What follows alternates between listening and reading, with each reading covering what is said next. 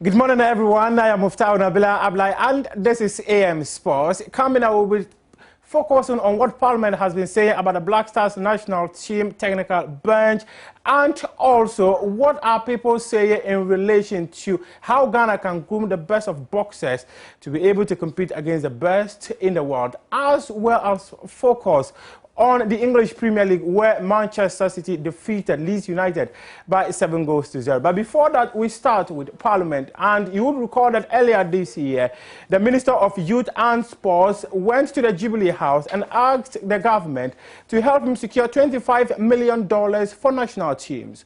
According to him, so far they've been able to raise just about $2 million. And he continues to call on corporate Ghana to support the government.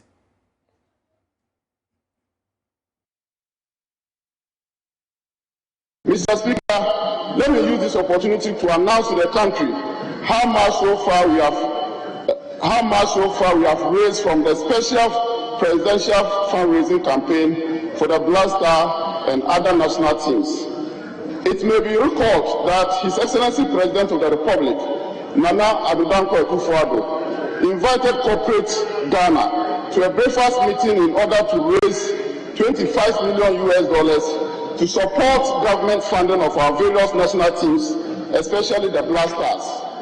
So far, corporate Ghana has supported us to raise an amount of $2 million. And I want, on behalf of His Excellency the President of the Republic, Nana Addo Dankwa Akufo-Addo, thank all those who have fulfilled their pledges.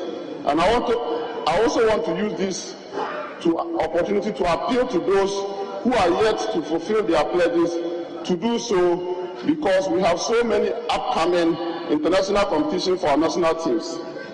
As I have often said, Mr. Speaker, there is direct relationship between sponsorship or corporate support and excellent performance of our national teams, especially the Black Stars. Mr. Speaker, when Goldface Ghana decided to invest in the national team, it reflected on output, and the Black Star qualified for the Ghana's maiden senior men FIFA World Cup in 2006. And still on the Black Stars, its technical team is led by Milovan Rajvac, the man who led Ghana to its highest point ever in world football, where the country finished in the quarter-final phase of the 2010 FIFA World Cup. Well, Minority Leader of Parliament, Haruna Iddrisu, believes that the technical team led by Milovan Rajvac is weak and has called on the Ghana Football Association and the Ministry of Youth and Sports to strengthen that department. But you know the problem, Mr. Speaker, a team, the political leadership, the president and you and us will provide it. But your technical bench is not good and strong enough. You must work on the technical bench. And the use of old Black Stars players don't appreciate it, Mr. Speaker. There are many experienced Black Stars players who want to play a role in supporting your technical bench to be successful. Regardless of where they come from or who they are, seek to engage them to be able to support your technical bench. And Mr. Speaker, he knows what I'm talking about. There's been instances where they need to make critical changes. Even the supporting public will know that no, you have to change your format. But we get disappointed when he fails to do it, and then we have to be sad when we get defeated. Mr. Speaker, apart from AFCON, we have to prepare the Black Stars for Qatar. It is a must-go journey for the Black Stars. It is a must-go journey for Black Stars, and former Minister of Youth and Sports Neil Lanty van der Poel has called on everyone involved not to play politics with the senior national team because, in his opinion, it is the Black Stars that unites the country. Many a time I have said that the only thing that unites this country is sports. And I said it is important that when it comes to the issue of sports, as much as possible as a country, we put aside our partisan politics. over the years, our national team has suffered because we have tended to play politics with our national team. One of the key things, if you look at 2006 and 2010 World Cup qualifiers and the World Cup itself, there was a conscious effort to depoliticize the support for the national team. And this worked good.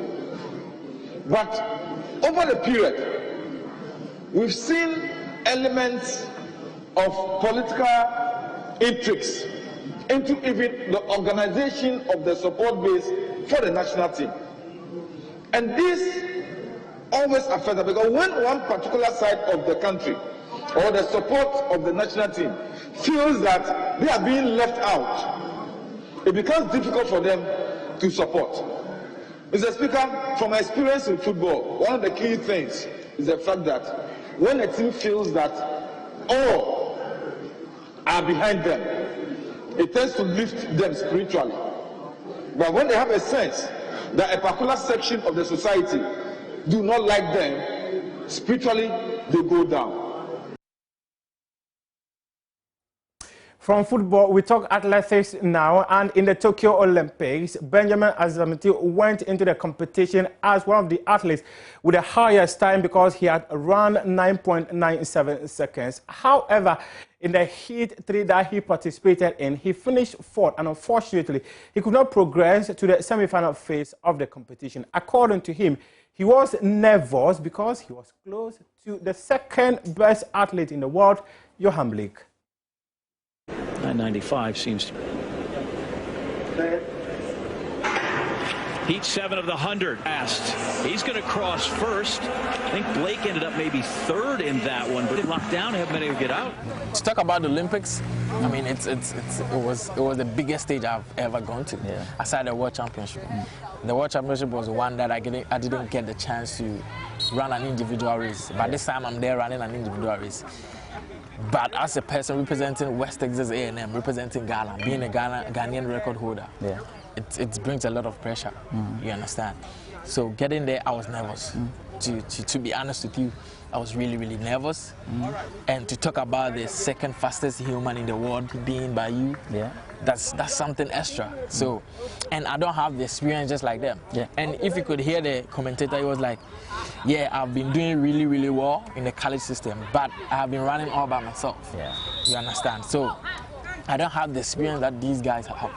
You get it? So at that moment, they beat me to it, like psychologically. Yes, this guy is nervous. So my times and their times, yes, I could have run that race. Yes, if I've run that good, I could have won. But the psychological part game was big. Yes, I was just even thinking about, you know, your the build up to yours. I think in heat 5, you were in heat 7. Yeah, heat 7. Yeah, so heat 5, African gets disqualified. Heat 6, African gets disqualified. I understand. At that point, you had to be very careful about your start. I was watching in there. I was like, damn, another African country got out. Another African country. So what am I supposed to do? And like, should I have to take time in the blocks? Like all those things play on my mind. So. Yeah, it was a big factor. It was a great experience. Yeah, but it was a great experience. I got to talk to a few professional athletes, and it's nothing big. You just have to learn a few things from them and all that. I'm still in touch with them, and they are helping me. So I think next year is going to come out good. To the Accra Sports Stadium concert that is coming up later this weekend. On November 24, the National Sports Authority wrote a letter to the Ghana Football Association asking them to postpone league matches from December 13 to December 26 for maintenance activities to take place on the Accra Sports Stadium pitch. However, it later emerged that a company has secured the place for its concert, musical concert to be precise, this weekend. And this has led to many people getting extremely angry at the National Sports Authority because they claim the pitch is meant for footballing activities. Well, the spokesperson of the National Sports Authority, Charles Amofa, has been explaining the reasons behind their decision to hand the facility out to the company for their concert. With the erection of the canopy or the stage that was done yesterday, it really had no impact on the pitch. What they did was they were guided with this, they had fiber plastics that they used to cover the areas where you had the the metals that were, like the stands. So after they lifted it up, they took off the plastic fibers. You could see that there is no indication or nothing shows that the pitch has been affected. If you're free, you can ask your cameraman to come over. Actually, this morning, I did a tour with the section of the media, and I think everybody's satisfied. All right, now this issue of making the most of the Accra Stadium, which is commercializing it to a large extent. What else is the plan going forward into another new year? We all do know that the last year and a half has been challenging due to COVID. But what will be the plan going forward? Because there is demand, I mean, especially as we enter this period of the organization of many public events. What's the NSA's plan and what's the NSA's stance regarding the usage of the stadia for commercial purposes, especially the inner part of the stadium? All right, thank you very much, Nat. We now have a newly inaugurated board, and they had a retreat over the weekend. They have a strategic plan for the National Sports Authority, and they are yet to share with us what we really want to do come next year. We know they've, taken certain things into consideration, talking about PPP and then other arrangements that will help us generate funds to be able to, maintain our facilities at the stadium.